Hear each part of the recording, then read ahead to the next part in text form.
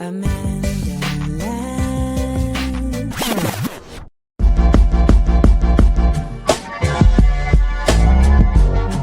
We up.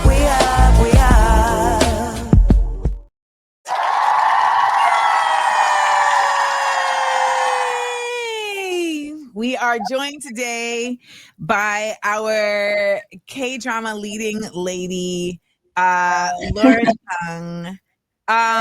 Laura, the first time you came here, we had never met in person. No, we have not.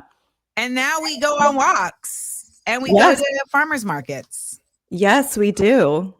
And so it's been a long 9 months. Well, I just want to say that Amanda is who she says she is. She shows up, she is direct, and I really appreciate that we've had this friendship so far. Same. And Laura is the same. And I showed them the video because it's my favorite earlier when you said, "Not you, Richie Torres." Oh my gosh. That's my favorite Laura Chung video. You're like in a park. "Not you, Richie Torres." And it was very New York. It comes out sometimes, you know. I got to keep it real. You got to keep it real. Keep it real. So we are so lucky today because Laura is a gifted astrologist and has always on her different pages and whatnot, because they played you on TikTok, but you're still with us on the Instagrams, giving us so much insight into the stars, the planets, and the things. And I was like, you know what? I'm going to just sit back and let you take it away on where we are right now as a world, I guess, as a nation, and then anything else. I know you're prepared, so just do whatever you prepared, because I know you prepared. Okay. Well, talk about Overton window. We are in a global intifada. I mean, if you just pay attention with what's happening in Nepal, what happened in Indonesia, what's happening in the United States of America, like it is happening. So when I came on last time, I threw out some dates. I said, this is going to be a very epic year of political upheaval and change. And so prepare yourself. Yeah. And it was really, I was really talking about the outer planets moving signs. And those outer planet changes were about a time of revolution. And so now that those outer planets are retrograde, this is a time for us to review and kind of recalibrate, to witness and like kind of digest everything that's happened since the beginning of this year, since January, right? Mm-hmm. And we can really look at how the powers that be were trying to oppress us even more. And then we could then plan and organize for how we're going to essentially like help this empire die, because it's dying. We are at 250 years next year. Mm-hmm. And empires die, or what we understand about this specific US empire will die. And so how can we help it die? How can we usher it in? Like, how can we be the death doulas and then allow it to die peacefully, so that the next iteration, the next transmutation of it isn't another empire? The death doulas. So basically we're in hospice. Yeah. Well, it's basically like the US's tentacles are all trying to hold on. It's the extinction burst. That's a psychological term when a maladaptive behavior is being conditioned out. And so the person or the being doubles down on its maladaptive behavior. And so as it's dying, it's trying to hold on to whatever power it still has. And so when I say tentacles, the US has 750 military bases all around the world. Yep. And so we're seeing just the death machine of it all even more so than ever. And we had to have seen the rot of what the US was founded on for us to understand the depths of where we need to transmute this death machine. So I know everybody feels overwhelmed by it. And that's also by design. They want us to be apathetic. They want us to give up. They want us to be disempowered. But there's a moment of awareness. And I think we're stepping out of that moment of awareness to now we have to take action that's aligned, that's in our capacity, that centers the needs of the community. So when we are talking about the community, yes, what do you what does that mean for you in this context?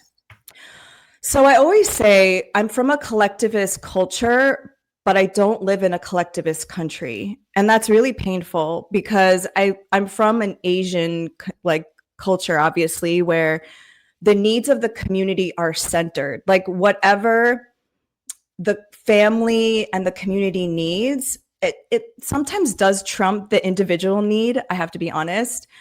But there's safety and security in knowing that I'm not alone and that I'm going to be taken care of. And so your community might actually mean like the people that you live near, your neighbors. And I would say I would start there, you know, because not everybody is going to have a global community because they just can't. It's not in their capacity. And so I would look around you, like your neighborhood, the people that you know, are surrounded by on a day-to-day basis, and start organizing with them. So my loctician was telling me that her block that she lives on, they have a WhatsApp, and they utilize this WhatsApp as basically their community conversation hub.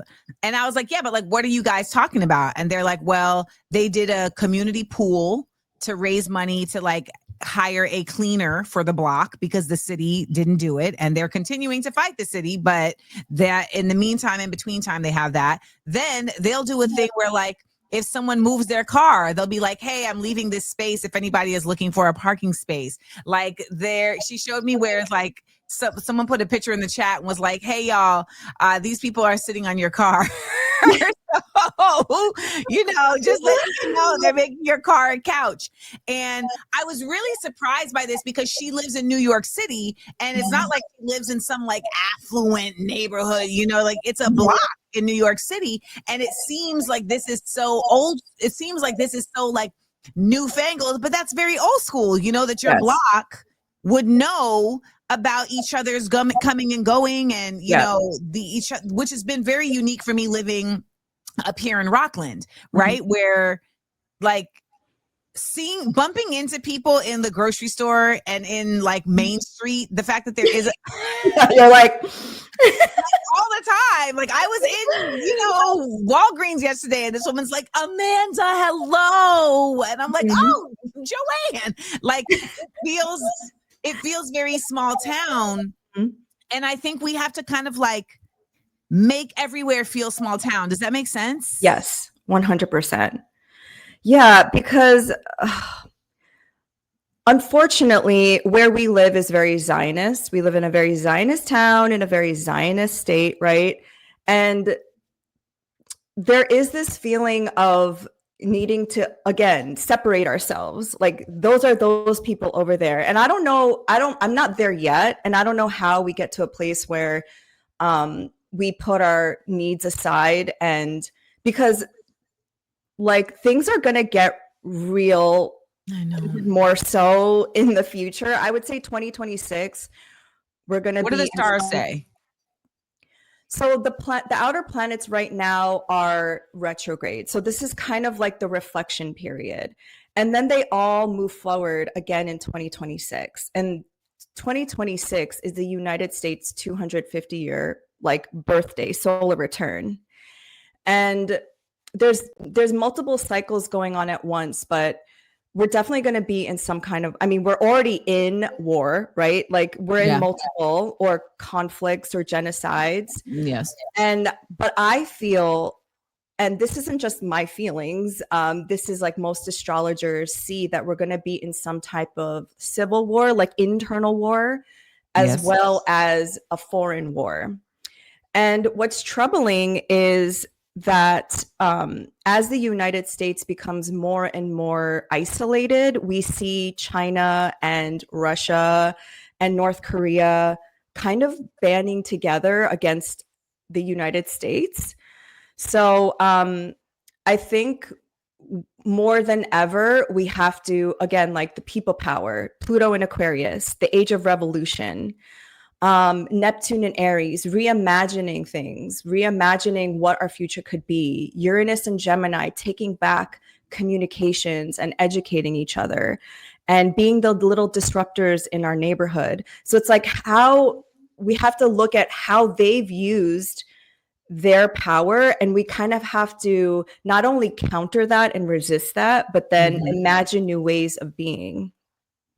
1000%. I've been trying to really kind of put this into praxis, this thought process beyond just like the doing on a tactile level, but this like spiritual level that we like, this metaphysical level that we have to tap into, that we've really been tapped out of because of convenience, because of technological advancements, and also I think because of distance, right? Like there is an energy exchange that happens, and we are no longer attuned to even being able to recognize that. I can't remember if it was Du Bois who said it, but they were basically saying like your town shouldn't be bigger than you're able to know who's in your town, like to know the moral code of who's in your town.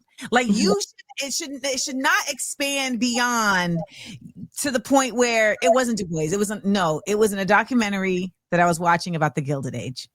I take it back. Same thing. Side note, I don't know if they get into it into season 2 and season 3, but the fact that the whole show, The Gilded Age, doesn't have anything about the labor movement is like, what is this show? But they were basically saying that what happened with cities is that it made it to where there's such a mass of people that you no longer have moral code, because there's more people than you can hold accountable. That's very true. Right? And I feel like it's the same with the United States. Like when we talk about our politicians and the ability to hold them accountable, like in smaller countries, you're bumping into your politicians. That's so true. Yeah. And we don't live in an accountability culture. So like, it just seems like the evil entities, the demonic forces just keep getting away with things, and they don't get any sort of... it's a narcissism. Yes. I mean, I don't think people grasp that people can be brainwashed. Totally. But that's where the decolonization and the healing and the deprogramming needs to happen as part of our activism. Because I feel like, okay, if there was like a Venn diagram, I would say it's like healing, decolonization, spirituality, the activism, and then the anti-racism work. They all have to go in tandem together. Because what ends up happening is I meet a lot of activists who are very doom and gloom, who are like, what's the point? Let's just have a comet hit us. And it's like, no, we didn't come. Yes, these are activists. And it's like, no, we did not come up in here. Our ancestors did not survive for us to just give up, And then I meet spiritual people who are all like unity consciousness, and then they disassociate from the reality of what's happening, And then I meet the healers and the people who are doing the work of, but they aren't active, they don't actually take that, what they've learned, into going into these spaces and helping people. And I'm not saying everybody has to do everything at once, but I feel like this work has to go in tandem together, because you also don't want to show up into activism spaces and center yourself. And I think you and Logan were talking about that, we have to constantly decenter ourselves, especially if you're raised as an American person or from the West, right? It's my needs. How do I feel about this? And oftentimes like, yes, we have feelings, but sometimes we have to move on for the sake of the collective. And I feel like hope you're yelling at me. I'm sorry. You specifically? I feel like you're attacking me. You're yelling at me. I feel attacked. I feel like we have situation recently. Well, I feel like we have a relationship where we could be very honest with each other and we wouldn't take it personally. No, I feel like I have to. Okay, because I don't know if it's guilt that I'm feeling like attacked, or if it's okay. Can I tell you a situation? Yeah, it's your show. Fair. By the way, I'll see Laura. She'll be like, "So how's such and such? I saw it on your show." Like, I saw it on your Instagram. Which, by the way, I appreciate. Let me just publicly tell you this, because I've had so many friends in my lifetime who see something on Instagram about me, but they don't actually talk to me about it in person or like on the phone. They just like consume it like it's the Amanda Seales show. And I'm like, can you call me? I had to block friends. I had to block like my good friends for like a good 6 months, because I was like, if you want to know how I'm doing, you need to hit me to find out. Yeah.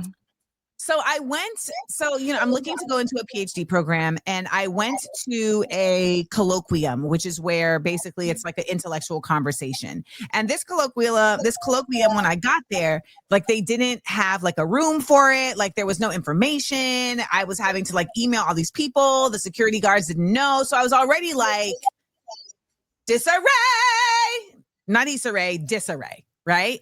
And I felt I was like, I don't like that, but okay, whatever. So my former professor, who is like my chosen godmother, she works at that school. And so she was like, well, just go in my office and hang out and, we'll figure it out. So her assistant actually was like, I'm going to do some sleuthing and find where the event is.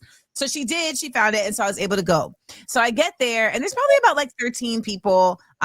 Majority of them are like professors and grad students. And then there was like me and somebody else who's like an aspiring PhD student. And the premise is that they're basically creating a space to talk about to have intellectual conversation. And every colloquium, they'll have like two professors that will go to the front and that will say like, this is the work I'm doing. This is the academic study that I'm creating. This is where I'm grounded. And then it opens the floor to conversation. So when I was in there, I've had a feeling hit me that I would have to be small to be in this space. I would have to get smaller to be in this space. And I wasn't like immediately bothered or turned off by that, but it was just a transmission, right? Like if you're going to have to get small to be in this space. So then the first professor kept speaking, and then I'm getting an echo from you because you don't have headphones. That's what I'm trying to figure out, like why I'm getting an echo. Okay. And then the second professor started speaking about her work. And her work is around poets, Black poets, in like the last 20 years. And so some of the people that she was naming were people that I know. One of them was at my house when you was at my house. And so in that conversation, it was like almost meta, right? Because like she's literally saying that like the work that she's doing is my actual life, right? Like that I've actually lived, that she's studying. And so then when they were like, we're going to open the floor, I was like, can I?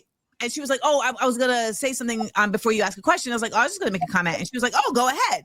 And so my comment was to expound upon what she's talking about, namely because I've lived it. And then after that, we went into lunch, and I'm giving you details so that you can feel like you have a full breath of what I'm talking about. So after that, we went into like the main area to get some food, and we all came back, and I let her and the other professor know, like, hey, I just want you to know,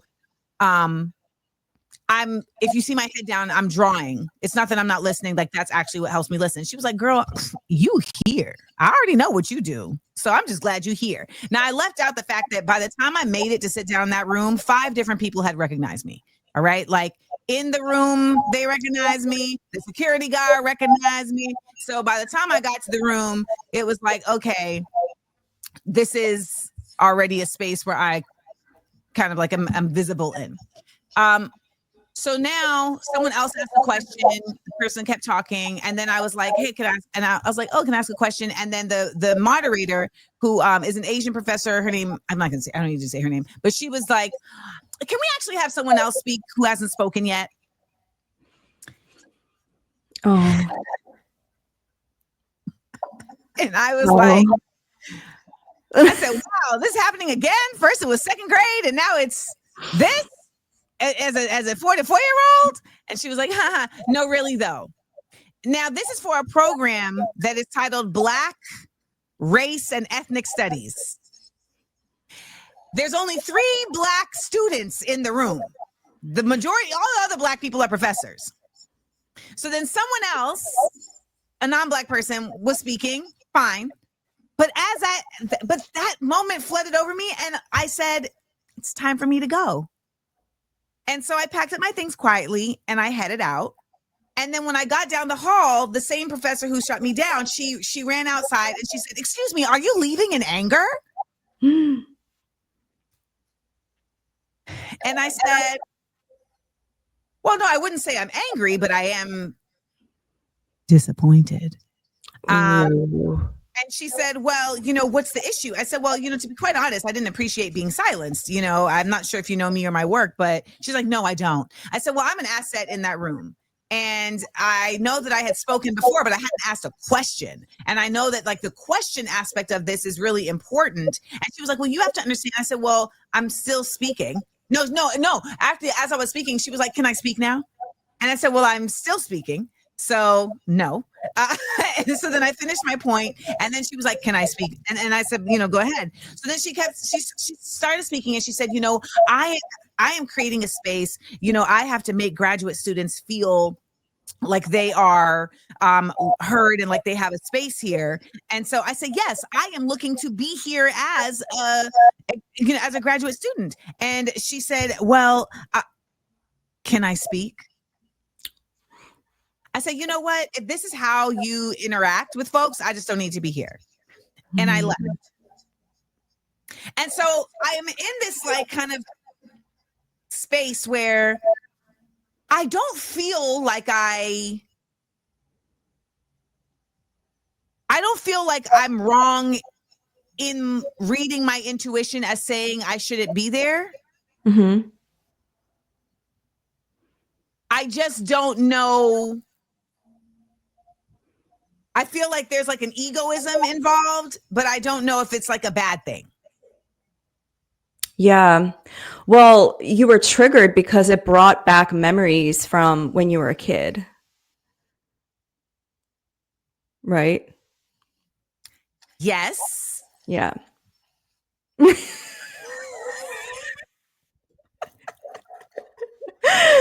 So, but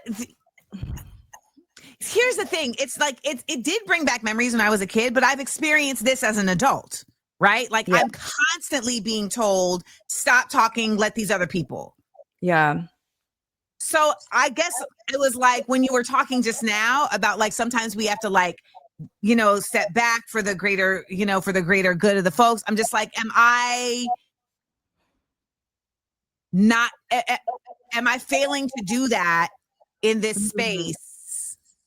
I see what you're saying. So you internalize what I was saying to, that's why I said you were yelling at me. To specifically explain this one. Yeah.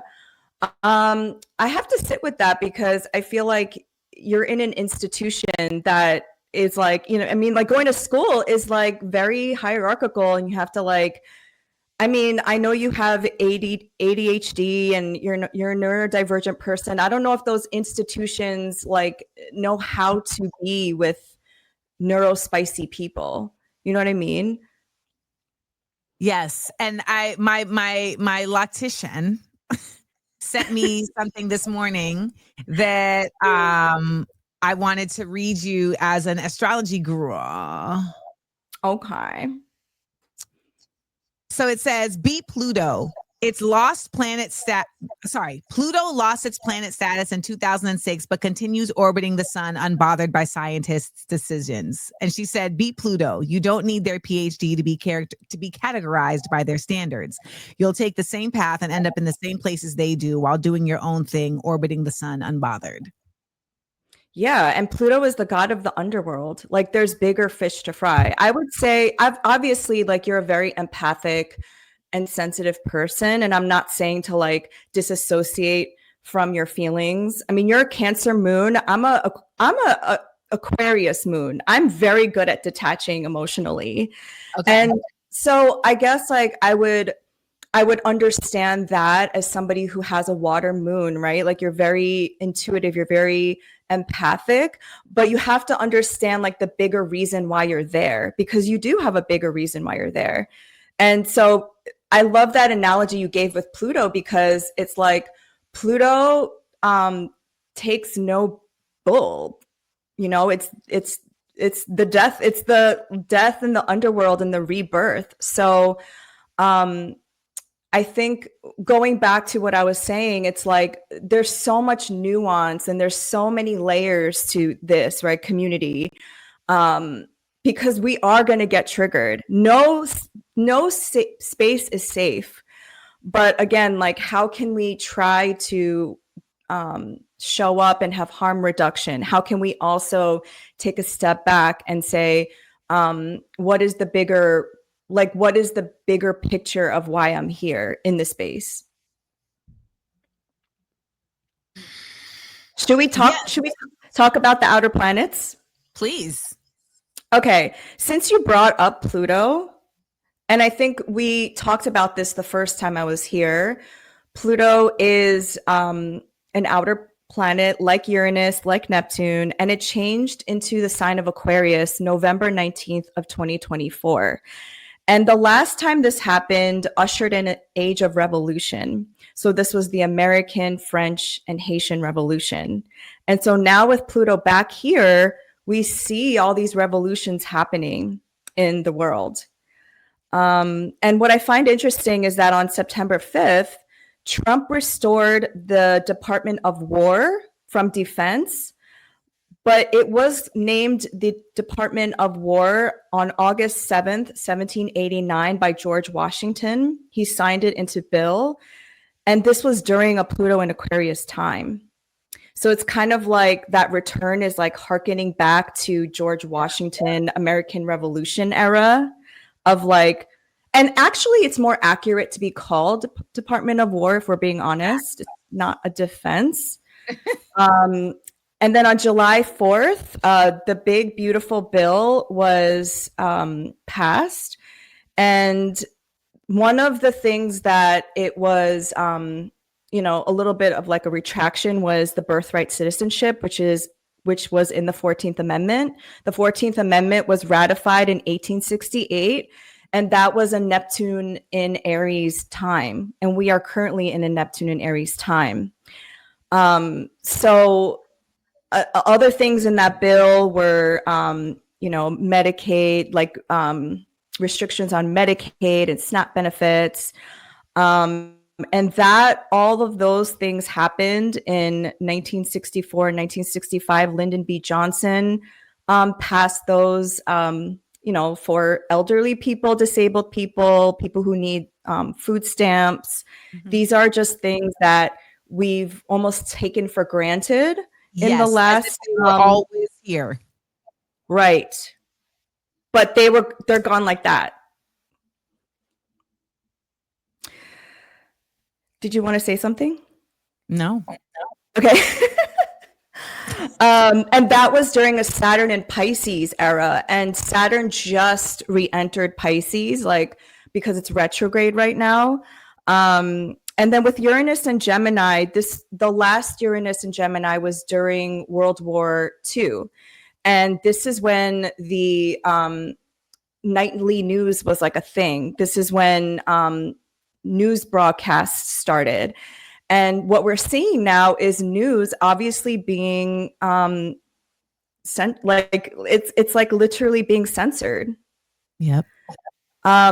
So, and you know, Google and all of these tech companies investing in AI and surveillance kind of go hand in hand now. So if we know that the United States is just becoming what it always was, like even with full force, it's not even like trying to slap on a pride flag anymore. It's like, how can we then, knowing the pattern, right, having pattern recognition, how can then we create parallel systems in order for us to start like divesting in capitalism and relying on this empire until it eventually collapses, which it will.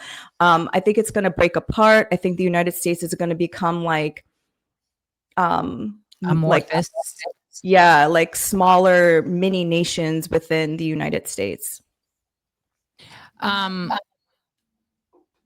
Is there anything that strengthens them when they do these actions on the same day during the same time as they were done 250 years ago? Like, is there any merit to, like, they have their own astrologers and they know that doing The United States was founded by Freemasons, and they were into astrology and geomancy. So, like, when you go to Washington, D.C., they have an obelisk, the same obelisk that you would find in Egypt. Mm-hmm. But what is the obelisk? It is the Washington Memorial. Yes, exactly. It's a conduit for energy. And then this is going to sound like conspiracy theorist, but it's not. Like, Ronald Reagan used an astrologer. Yes. He specifically announced things when it wasn't Mercury retrograde. And Trump and his staff definitely use astrology. And so when you pass something on July 4th, 2025, there's energy behind it. So none of this is a coincidence. None of this. So how can we use astrology? Because there's, you know, different types of astrology. There's like divinatory, there's electional, which you pick auspicious dates.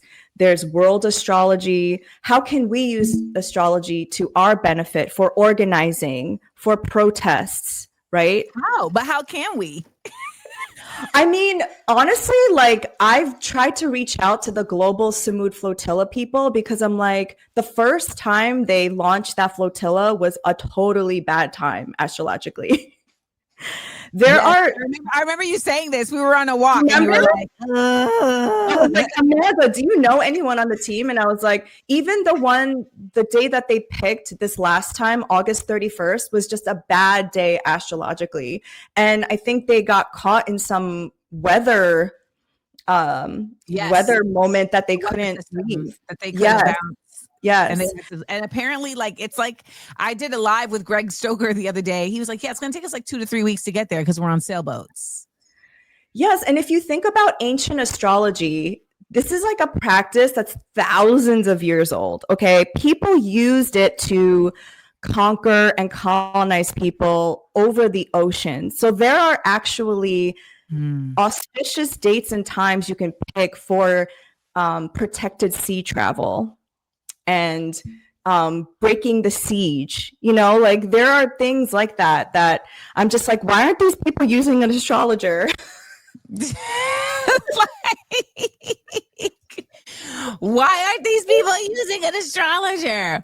What are some other spaces where you feel like astrology is looked at, like, frowned upon, but could actually be not frowned upon, but like kind of like, you know, ignored, where you think it could actually be very helpful? Everything. Like, I use astrology to launch my businesses. I use it to take a bath. Oh yeah, there's all this magic you can do that people are just sleeping on. And meanwhile, politicians are using it. Like, for sure, Israel is using they're using astrology and magic. Say more! Expecto Patronum! The nation of Israel has a birth chart, and its ascendant is on this fixed star called Spica. And it's a very benefic star. What does benefic mean? Benefic? Benefic is it will produce fortunes. Okay, like beneficial. Yeah, beneficial. Okay. And we have to get out of this binary of good or bad. Of course, there's like evil, there's dark and light, but they are using the benefic essence of Spica for their benefit, right? And the United States chart in and of itself, the sun, their sun, which is a Cancer, is conjunct the fixed star Sirius. So you think about how the United States was able to be such a massive empire over 250 years. Like, that's a short amount of time to essentially have all of these military bases around the world. Like, there's no place on earth you can go where the US has not landed on its shores. You know what I mean? So they obviously pick this time to sign a contract, the Declaration of Independence, on that specific time and date for a reason. I want to just make a point real quick. Those of you who are in my comments, if I feel like you are in any way being rude to my guest, I will remove you. That is your warning. If you want to disagree, do so in respect. I don't want to see snideness. I don't want to see sarcasm. I don't want to see anything that even feels like I got to address you. So if I see it again, I'm going to have you removed. I won't even wait for Rolando. Carry on. Wow, I can't even see the comments. So, No, because someone was like, I'm pretty sure that Israel is not using the stars. They're actually using weapons. I'm pretty sure that's what's happening. It's not astrology. And it's like, if you're unable to see beyond the limitations of your own mind, that's your own problem, right? However, what I'm trying to encourage people to do on a regular basis, Laura, is to really ask yourself, like, if I can't understand what that person is saying, let me ask myself, what is limiting that? And then do research into that. So here's a good example. On the thing I did for Jubilee, each individual person that came to me and spoke their piece, I listened to with a blank slate. I want to understand what you're saying. And then I will ask myself, what is preventing me from being able to like accept, right? Like, or go along with what they're saying. And every time it was because what they're saying is not the truth. It's just not the truth. And I actually know the truth to debunk this. But sometimes people will listen to an astrologer, listen to someone like me who's a philosopher, and they'll just like be like, no, what you're saying is not, no, I don't go along with it. And it's like, what is the reason why you're not able to even consider? It's usually fear. Yeah. It's usually fear, or it's because you have a very rigid framework of what you think exists. Yeah. And I believe in magic. I always say that it's not a system you believe in. It's a system that you learn. And people believe in capitalism. People believe in all sorts of stuff that doesn't make any sense to me personally. I always say, like, I think the greatest gift we can give ourselves is to break our minds open, because there's so much we don't know. And yes, it's easy to be in our echo chambers, right? And it's uncomfortable when people disagree with us, or they bring up some form of information that we didn't previously know, or it challenges our current belief systems. But I think right now it's important to have these conversations, especially listen to people that maybe you don't really understand, and maybe you could learn something. I don't know. I think intellectualism is going down in the United States. We're becoming dumber. And I think that's a real tragedy, because I think that there's so much more to learn. Like even in astrology, I'm taking an astrology class and I'm like my mind is being blown every day. And having a beginner's mind, I think, is also going to get us through this. Well, we've got some questions from folks. Okay. Yes. So Seelan says, Miss Chung, with Neptune moving into Aries and Uranus shifting into Gemini, what shifts should we expect in leadership, activism, and communication? Great question. So the Neptune moving into Aries can be this kind of idolization of leaders, right? There's this amazing book, Let This Radicalize You by Mariam Kaba. She has this whole section in there about like not pedestaling activists, because we live in this culture that is so obsessed with celebrities. Yes. You and Logan spoke about it with Greta Thunberg and these influencers on the flotilla. No one's saving anybody, okay? Like none of these people on this flotilla are saving Palestinians. They are saving themselves vis-a-vis the resistance. We are co-conspirators and walking hand in hand, doing our part in the underbelly of empire. Everyone needs to like step off their pedestal, okay? Like humble yourself. I think that's what needs to happen in Neptune and Aries. And also Neptune and Aries, like I said, is about the imagination and dream. And since Neptune entered Aries in March, we've had sinners, we have K-pop demon hunters, the ability of music to transcend my little soda pop. And film being able to tell stories in a way that kind of breaks through everyone's trance, right? Because Neptune can also be the trance that we're in. With Uranus and Gemini, every Uranus and Gemini period that also coincided with the Neptune and Aries and the Pluto and Aquarius moments that we're in right now, with every technological advancement, there have been back-to-back wars. Like every technological advancement, there have been some sort of like because of war. You know what I mean? Like, so World War II was a Uranus and Gemini period. That was when the atomic bomb was created. Oh, I see what you're saying. So like AI right now, maybe? Yeah, AI is going to be our thing right now, and surveillance. The one before that, I think, was when they invented Morse code and like the beginnings of our communication. Yes. And I also think that's where the term smooth operator comes from? Oh, I did not know that. Smooth operator comes from somebody who was really good at doing Morse code on like the telegram machine, but like doing it really smooth, like that's where the term smooth operator. That also was something I learned in the Gilded Age documentary on PBS. Yeah, PBS and NPR they're canceled, right? Well, they lost their government funding. But they're currently funded because of viewers. Okay, great. So that is a Uranus and Gemini period because, like I mentioned, the last one was when broadcasting news became a thing. So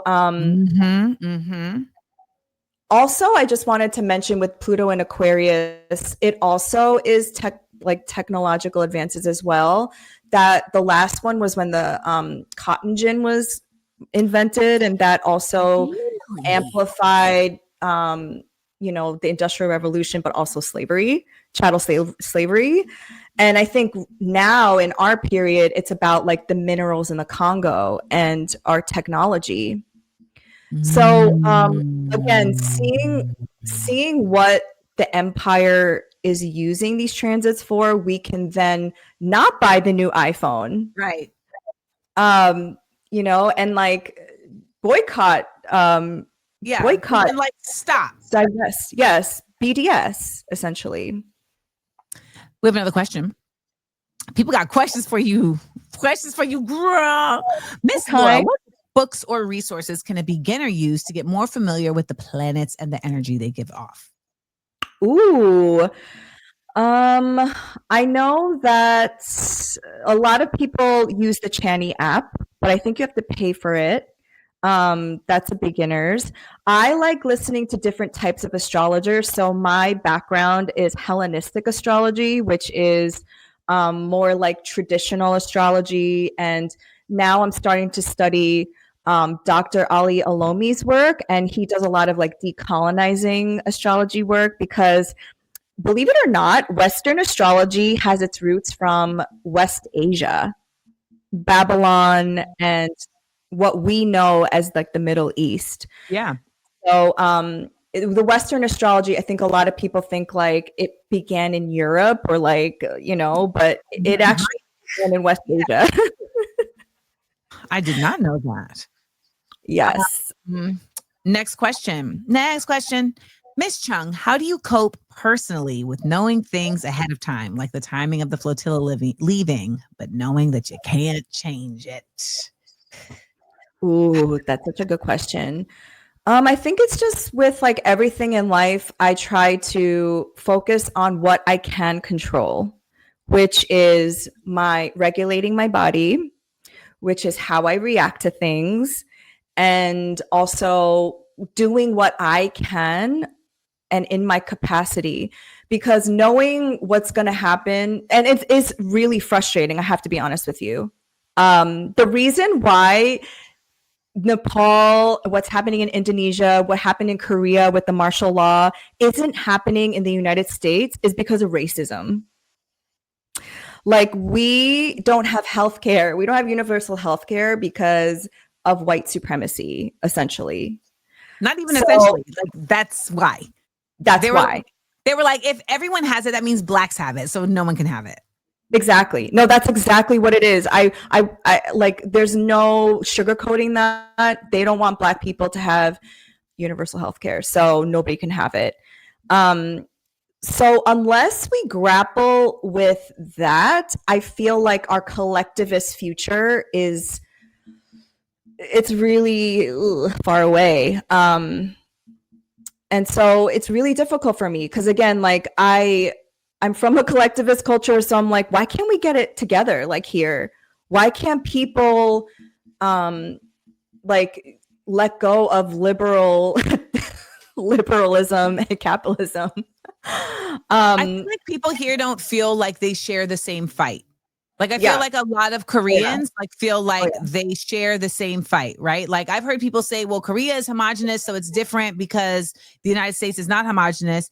And I think that, and you correct me if I'm wrong, but it just feels like in Korea, there's like a shared history that people feel like is a shared history. And though, depending on your class, it would determine like kind of where you exist in that history. It's still like, yeah, but we all have this history. Whereas in the United States, like, we're constantly having history like disassembled, like it's being interpreted, quote unquote. Like in Korea, like I feel like there's a shared knowledge of like, yeah, Japan came over here and was fucking with us. The US came over here and was messing with us. Whereas like in the US, there just is like not a shared, unified feeling of struggle. Does that make sense? Yes. Like, we don't have a shared culture. We don't have a shared spirituality. We don't have anything except for capitalism. I would have to say, like, for sure, the people in Korea, they kind of like put all of their issues aside and said, this is bigger than just ourselves. So we have to come together. I don't necessarily know about Korean Americans because I read that like 64% of Korean Americans in Georgia voted for Trump. Yeah. And I think that is the alignment to whiteness and the model minority myth of it all. So I can't speak to, because there's like Koreans of the diaspora, right? Especially Koreans who, because everyone also thinks Koreans are rich, but that's just not the case, There is a class war in Korea. Like, there's a huge gap. I mean, that was the whole premise of Squid Games and Parasite. Yeah.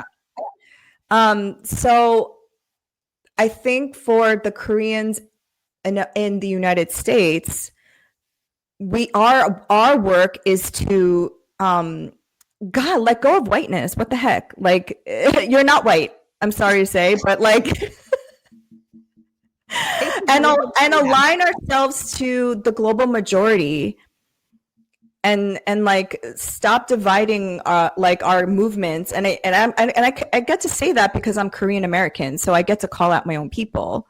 I can only observe what happens in Korea, the motherland, from here, and only comment on that. But I can only really speak to the Korean American plight.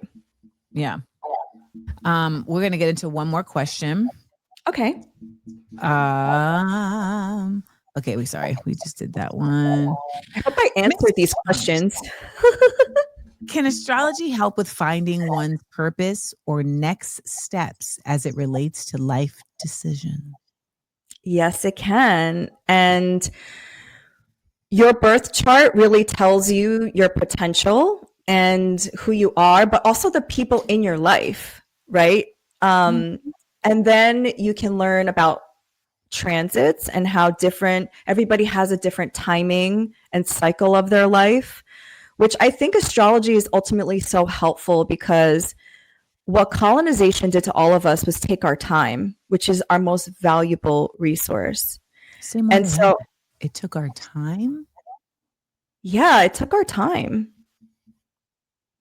Because time is not real. Okay, people might have a problem with this.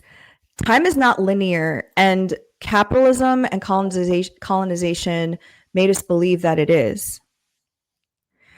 And so when we understand astrology, and all of our indigenous cosmologies and spiritualities had some sort of relationship with the stars. So once we understand that, we understand that everybody has a different timing of their life. And so, Amanda, as a 44-year-old woman, like, you definitely have a different timing than other 44-year-old women, like it doesn't make you less than or more than. It is what it is. And so owning that also, I feel like, gives us so much confidence, because it's like, oh, I'm only listening to my own timeline. Like, I've always known that I'm going to live to 80. But I think I only know that because I have like I feel like I'm tapped into something else around timelines. I'm going to live to 80s. And I've always said it's going to be very annoying. I'm going to be here like, ugh. Yeah. Please. I'm going to be on my goat sanctuary. And yes, but you're going to be this like badass elder. I will be a badass elder, but I hope that when it's time to go, it's either laughing or, like I get like run over by a donkey or something. Like, I'm doing something I really love. But the timing thing, that I never thought of it that, like, I've thought of it in the way of like time theft and in the sense of like wage theft, or like the fact that they take our time because we have to work 8 hours a week. Right. And in the Gilded era, during the Gilded Age, they worked 12 hours a day, 6 days a week, which is nuts. Which is also, by the way, why people don't understand how much the labor movement gave to us in terms of time.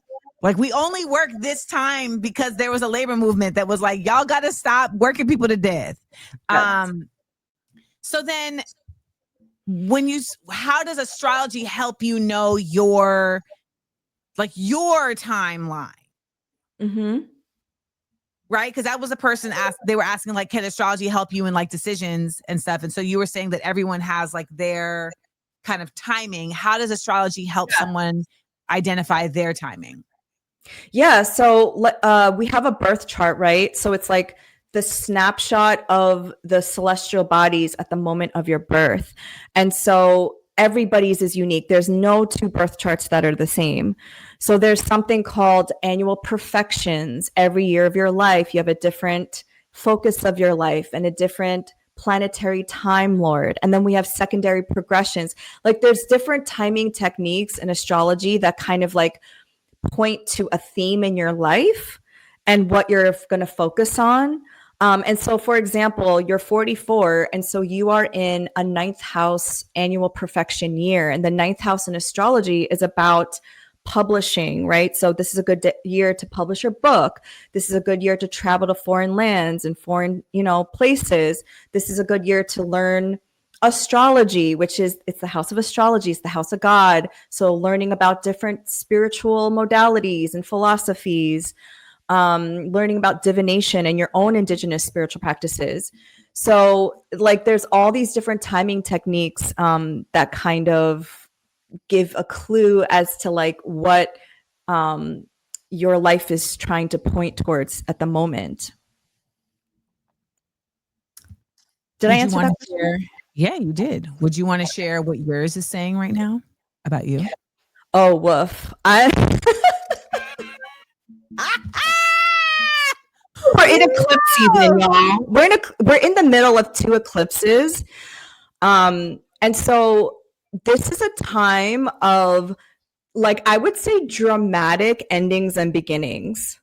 So if y'all are going through it, this is eclipses. This is just like, and I know, like a lot of people are probably experiencing this without eclipses, but just from like where we are.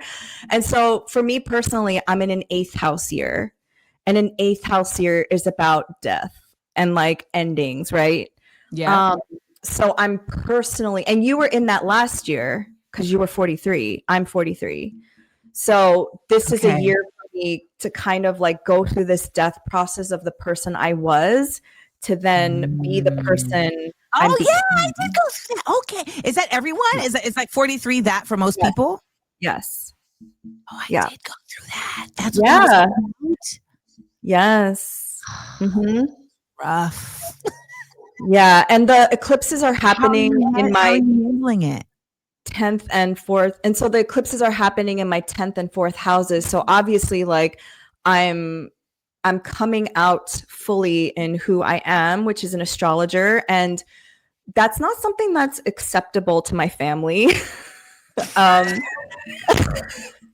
mom was like, Laura, you really being an astrologer after you have your master's in psychology? And I'm like, yeah. So the topics of my family and career are coming together in this eclipse season. I know, it's like... Because I know this conversation happens a lot. Like, oh my gosh. Yes, I'm a daughter of immigrant parents. So they just want me to, have financial safety and security. And I get that. Love you. But also it's come to a point where it's so beyond that now. Like I have to heed the call of my spirit and using astrology to help people organize, heal, point people in the right direction of what they're being called to do. Because now more than ever, we cannot sit on our dreams. Like we cannot sit on our creativity. We have to bring it out, especially when empire is falling apart,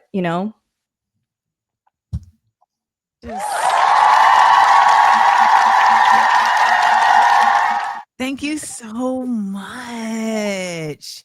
Thank you. I feel like everybody is just very enriched by this conversation. And, one of the things you said earlier was just like the hopefulness, right? Like there's got to be kind of just like a certain level of hopefulness, or else like, what's it for?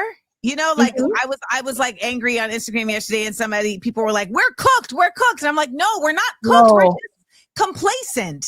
We're not cooked. No, we are so far from cooked. It's like not even funny. I just want to laugh at that.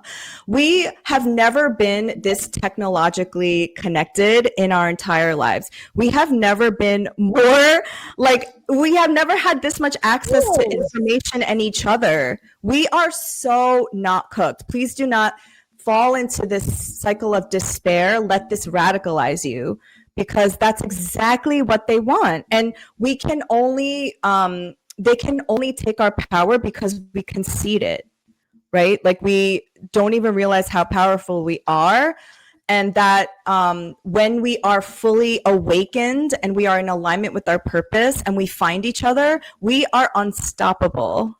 So don't let this despair you. Where can people get more Laura Chung in their lives? Are you doing readings yet? Are you charging for, like, what's going on? Yes. Okay. So I have all the tiers. All right. So I am teaching astrology. Learn how to read your birth chart starting October 6th. And it's a 12-week class. We meet once a week for 2 hours. So by the end of it, you will learn how to read your natal chart. And where can you get this information at? All on my website. LauraChung.com? Yeah, laurakchung.com. And then if you want to watch my weekly astrology forecast where I talk about the astrology and also what's happening in the world, I have a YouTube. It's once a week. You could subscribe to my Patreon. I dusted that off. And I do readings. And so many of your listeners became my clients. So thank you all. You're all so amazing. Such amazing people. I love it. Someone was like, can Laura come to the summit next weekend? I mean, it's open for her if she wants to attend. So, you know, we're just putting it out there. We'll talk offline. We'll talk offline. We'll chat offline. So y'all, LauraKChung.com. Thank you so much for being so generous with your knowledge and with these insights. And I am someone who definitely believes that, you know, intellect does not come in one form. And it definitely doesn't only come in the form of this colonialist academia that we have subscribed to. So I appreciate you sharing your intellect of the stars and planets with us. And you all make sure you go to LauraKChung.com. Thank you. Bye. Bye. Wow. That was super cool.